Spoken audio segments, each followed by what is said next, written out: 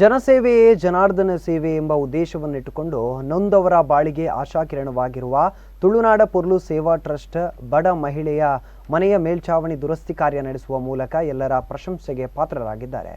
ಒಬ್ಬಂಟಿಯಾಗಿ ವಾಸಿಸುತ್ತಿರುವ ಬಂಟ್ವಾಳ ತಾಲೂಕಿನ ಕಕ್ಕೆಪದವು ಕಾಲೋನಿಯ ದಿವಂಗತ ಮಾನಿಗ ಇವರ ಪತ್ನಿ ಬೊಮ್ಮಿಯವರ ಮನೆಯ ಮೇಲ್ಛಾವಣಿ ಸಂಪೂರ್ಣ ದುರಾವಸ್ಥೆಗೆ ತಲುಪಿ ಕಳೆದ 3 ವರ್ಷಗಳಿಂದ ವಾಸಿಸಲು ಕಷ್ಟಕರವಾಗಿತ್ತು. ಇದನ್ನು ಮನಗಂಡ ತುಳುನಾಡ ಪೊರ್ಲು ಸೇವಾ ಟ್ರಸ್ಟ್ನ ಸದಸ್ಯರು ದುರಸ್ತಿ ಕಾರ್ಯವನ್ನು ನಡೆಸಿ ಮೇಲ್ಛಾವಣಿಯನ್ನು ದುರಸ್ತಿಪಡಿಸಿದ್ದಾರೆ. ಈ ಸಂದರ್ಭ ಡಾಕ್ಟರ್ BR ಅಂಬೇಡ್ಕರ್ ಯುವಕ ಸಂಘದ ಗೌರವಾಧ್ಯಕ್ಷರಾದ ಅಣ್ಣು ಖಂಡಿಗ ಹಾಗೂ ಟ್ರಸ್ಟ್ನ ಸದಸ್ಯರು ಉಪಸ್ಥಿತರಿದ್ದರು.